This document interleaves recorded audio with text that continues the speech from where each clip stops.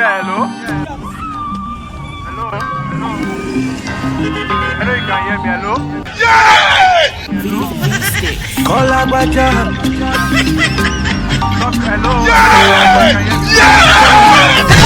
I am like too much.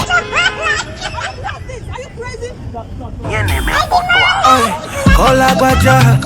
Say the matter you don't talk kasala. Abi you go cover shola. As roadblock don't block Asha now. Now the matter we dey solve, but he no gree solve. Ask am wetin dey solve. He no fit talk. One them disability, oh, where you dey give me, where you dey give me, so they make you. Exactly. But he no fit walk. See, I dey my head.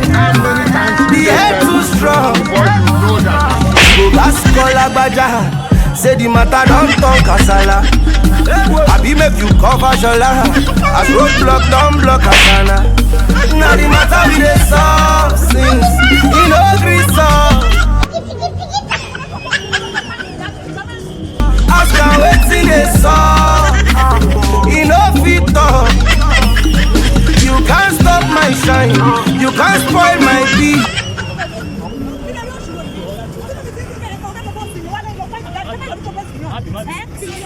You can't catch my tree, don't need to try. But try if you please, no get a CV.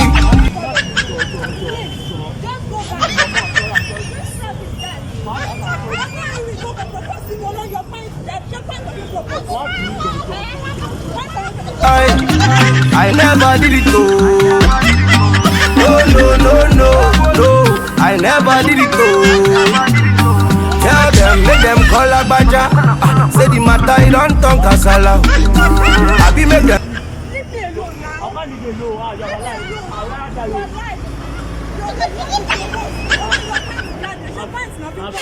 Cover shola. As roadblock don't block Asha now. Now the matter we dey solve since he no gree solve. Ask am wetin dey solve. He no fit talk. Call Agbaja. Exactly.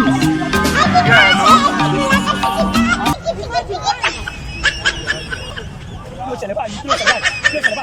Agbaja. Hello. Hello, you can hear me?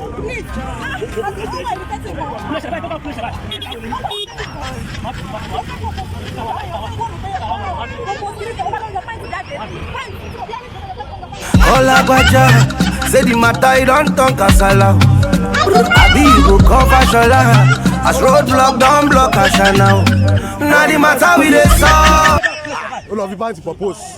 All of you pata propose. But he no gree solve. Ask am wetin dey solve. He no fit talk. One them disability, oh, where you dey give me, where you dey give me, so they make you feel it.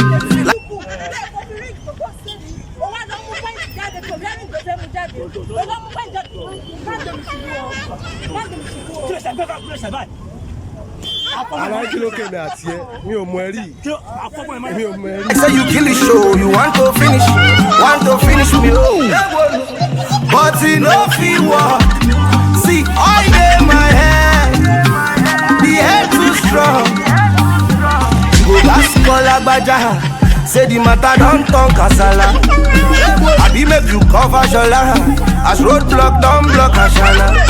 Now the matter we dey solve since he no gree solve. Ask am wetin dey solve. He no fit talk.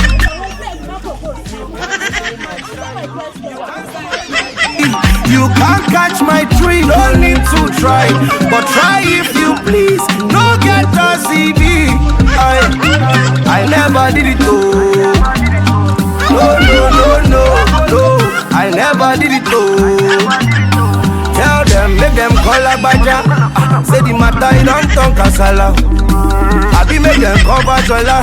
As roadblock don't block Asha now. Now the matter we dey solve since he no gree solve. Ask am wetin dey solve. He no fit talk.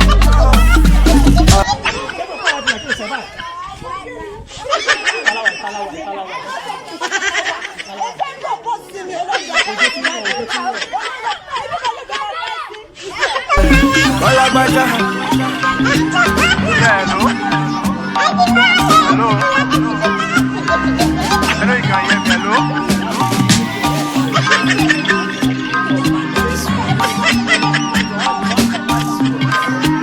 Hello. Hello, you can hear me. Talk to me. Hello. DJ Wise. Hello, talk now.